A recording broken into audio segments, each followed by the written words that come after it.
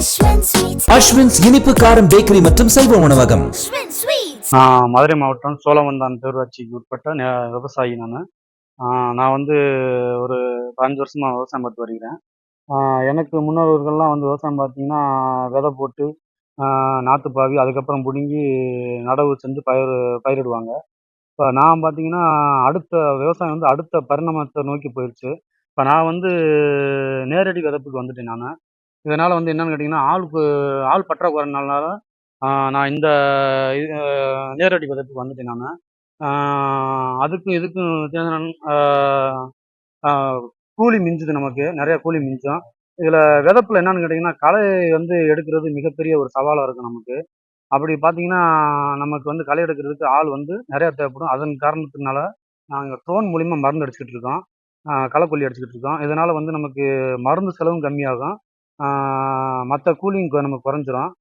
இதுக்கு பார்த்தீங்கன்னா ஏக்கருக்கு அதுக்கு ஒரு 15 ஆள் 20 ஆள் கணக்கு சம்பளம் கொடுக்குறதுனா இதுக்கு நமக்கு 3 ஆள் கணக்குலேயே நமக்கு வந்து கூலி கொடுத்தா போதும் இந்த ட்ரோன் மூலமாக அடிக்கிறதுக்கு.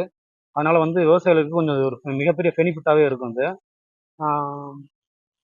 அப்புறம் பார்த்தீங்கன்னா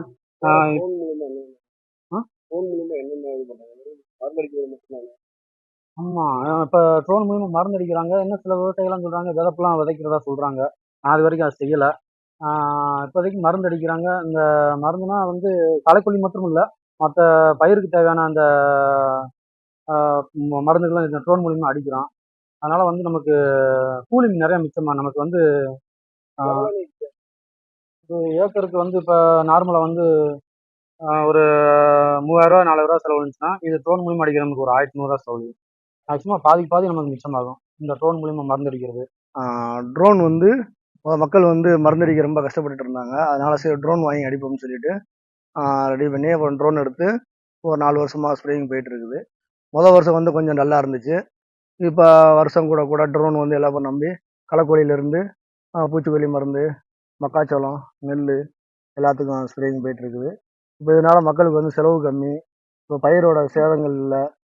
இன்னொன்று வந்து பயிர் ஒடிக்காமல் எந்த மேலேயே ட்ரோன் பறக்கிறதுனால உங்களுக்கு வந்து நல்ல ஒரு மருந்து பாதி அளவு குறைச்சி 50 to 60% ரெக்குயர்மெண்ட்டில் அப்போ ட்ரோன் ஸ்ப்ரே பண்ணி கொடுத்துட்ருக்கு எல்லா பக்கத்துக்கும். முதல்ல ஒரு ஏக்கருக்கு மருந்து இப்போ ட்ரோனில் ஒரு ஏக்கருக்கு வந்து நாங்கள் 600 வாங்குகிறோம். ஒரு டேங்க் வயசு டேங்க் 600. கை ஸ்ப்ரேயில் ஹேண்ட் ஸ்ப்ரேயில் ஸ்ப்ரே பண்ணுற மாதிரி இருந்துச்சுன்னா இப்போ 500 வந்துடுது. திருப்பி தண்ணி எடுத்து ஊற்றுற ஆள்கூலி இருக்குது. இதில் வந்து ஆள்கூலி தேவையில்லை.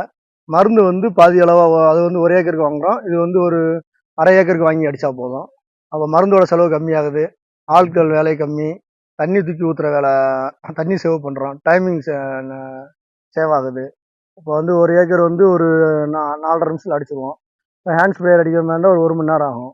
நேரமும் குறையுது, செலவு குறையுது, தண்ணியோட அளவு குறையுது, மருந்தோட அளவு குறையுது. எல்லாமே வந்து குறைக்கிறதுனால வந்து ட்ரோன் மூலியமாக வந்து இப்போ வந்து நல்ல வரவேற்பு இருக்குது மக்கள் மத்தியில். செய்திகளை உடனுக்குடனும் துல்லியமாகவும் தெரிந்து கொள்ள சப்ஸ்கிரைப் பண்ணுங்க.